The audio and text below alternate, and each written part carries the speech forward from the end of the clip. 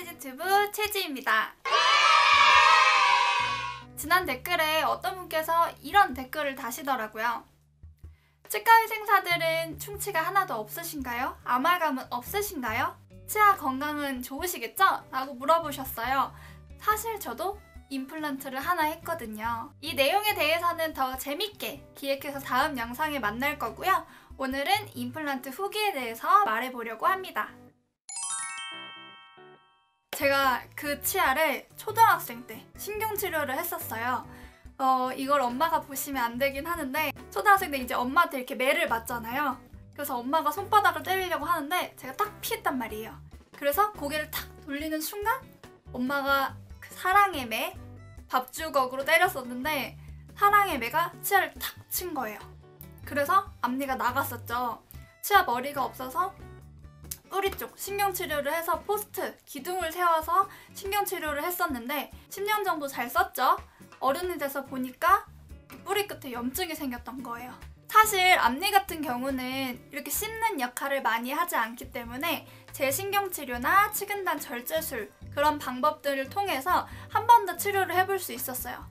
하지만 뭐 그 당시는 저도 학생인데 일반인이랑 똑같죠. 뭘 알았겠어요. 병원에서 임플란트를 하자고 했었고 원장님 말에 따랐죠. 하나 설명드릴 건 저는 그 당시에 교정을 했었어요. 임플란트를 심은 후에 교정은 불가능해요. 자연 치아는 치주 인대라는 치아 옆에 주변에 조직이 있거든요. 이거를 통해서 치아가 이렇게 이동을 할 수가 있는데 임플란트는 우리 살아있는 치아가 아니잖아요. 그렇기 때문에 뼈에 딱 박아서 움직일 수가 없어요. 만약에 치아 교정이랑 임플란트랑 둘 다 하셔야 된다면 전문의를 통해서 제대로 치료 계획을 세우고 진행하시길 바라겠습니다. 솔직히 마취는 아팠어요. 마취도 안 아팠다고 하면 거짓말이고 마취는 아팠는데 생각보다 임플란트 수술할 때는 전혀 아프거나 그런 거 없었어요. 뭔가 약간 머리가 이렇게 딩딩딩딩딩 울리는 느낌? 약간 그런 느낌은 있었는데 아픈 거는 정말 하나도 없었고요. 그리고 우리가 이렇게 포를 덮고 있잖아요. 막 초록 색깔 포 이런 걸 덮고 있기 때문에 눈은 안 보여요. 그래서 귀가 되게 예민해진다고 해야 되나? 선생님들이 무슨 조그만 말 하나를 하더라도 되게 신경 쓰이고 이게 수술이 잘못되는 건 아닐까? 이런 게 엄청 신경 쓰이더라고요. 그리고 전 치의생학과 학생이니까 임플란트에 대해서 배우잖아요. 그러니까 이제는 거의 끝나가는구나, 실밥만 묶으면 끝나겠구나, 약간 이런 생각이 들면서 수술 언제 끝나나 뭐 이런 생각이 들더라고요. 저는 수술 시간은 한 30분 정도밖에 안 걸렸던 것 같아요. 근데 다만 전후로 주의사항도 듣고 동의서도 써야 되고 약간 이런 것 때문에 1시간 정도 잡아주시면 되는 것 같습니다. 임플란트는 크게 3단계로 구분이 돼요. 임플란트 뼈 안에 심는 픽스처 부분, 그리고 중간 단계인 어버트먼트, 그리고 세 번째 치아 머리 부분인 크라운, 이렇게 3단계로 나눠지는데 첫날에 우리가 수술한다고 하는 첫날에는 뼈 안에다가 픽스처럼 그 나사를 박는 거를 말을 하고요. 이제 그러고 나서 자신의 뼈나 염증 상태에 따라서 3개월에서 6개월 정도까지도 기다려요. 뭐 요새는 좀 빠르면 2개월 정도에도 올리기는 하는데 그래도 넉넉하게 한 3개월 정도 저는 기다렸던 것 같고요. 저는 그 사이에는 이렇게 여기 약간 맹구처럼 다녔어요. 치아가 머리 부분이 머리 파트가 없으니까 약간 맹구처럼 다녔어요.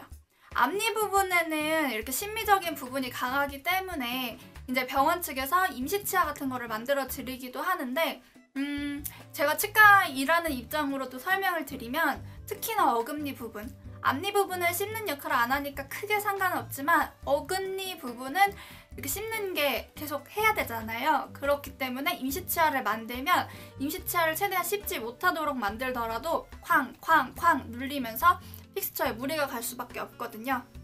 그렇기 때문에 임시치아는 좀 안 하는 거를 개인적으로는 추천을 드리고요. 앞니 같은 경우는 심미적인 부분이 있어서 선택사항이기는 하시나 저는 안 했어요. 제가 임플란트는 3단계로 구분이 된다고 했잖아요.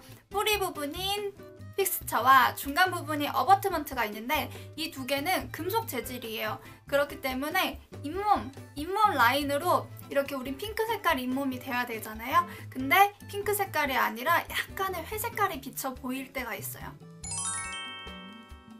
요새는 그런 걸 보완하기 위해서 어버트먼트 부분이 치아색이 나는 게 있어요. 송곳니에서 송곳니까지를 심미 파트라고 부르는데 그 부분에 혹시나 임플란트를 해야 하는 경우가 있으면 그때는 조금 더 비용을 추가하시더라도 치아색이 나는 걸 추천드립니다.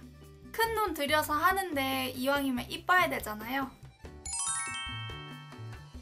이거는 제가 치과위생사로서 일하면서도 느꼈던 건데요. 첫 번째, 수술 전날에 술을 많이 드시고 오시는 분들은 마취가 진짜 안 돼요.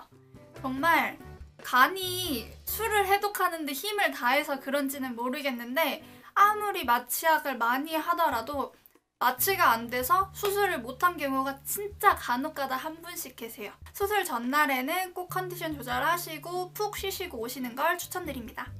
두 번째는 화장. 여자분들은 화장을 하고 오시잖아요. 우리가 흔히 빨간약이라고 부르는 포비돈을 이렇게 코까지 크게 소독을 하게 돼요. 그러면 화장이 다 지워지겠죠? 저희가 수술 끝나면 마스크를 드리기도 하는데 수정 화장할 걸 간단히 챙겨오시는 걸 추천드립니다. 세 번째, 운전은 금물입니다. 마취를 하고 수술을 하고 나면 굉장히 멍한 상태가 돼요. 그 상태에서 운전대를 잡으면 굉장히 위험하겠죠? 꼭 보호자와 함께 내원하시기를 추천드립니다. 자, 이번 영상은 여기서 마무리할 거고요. 제가 치과위생사로서 드리고 싶은 말씀은 1년에 한 번씩 정기 체크하시고 스케일링 하시고 초기 충치 발견되면 그때그때 잘 치료받으시고요. 하지만 이 영상을 보시는 분들은 임플란트를 준비 중이시겠죠. 그러신 분들은 이를 발치를 하게 될 텐데 뽑고 나서 너무 오랜 시간 있으시면 안 되세요. 오랜 시간 방치를 하게 되면 주변에 있는 치아가 쓰러지고 위에 있는 치아가 내려와요. 그러면 그 치아들까지 손을 봐야 되거든요. 크라운을 씌운다던가 뭐 다른 치료를 한다던가 그렇게 되시면 돈이 2배로 들겠죠. 시간도 2배, 돈도 2배, 고생도 2배! 최대한 늦지 않은 시기에 치료 받으시길 바라겠습니다.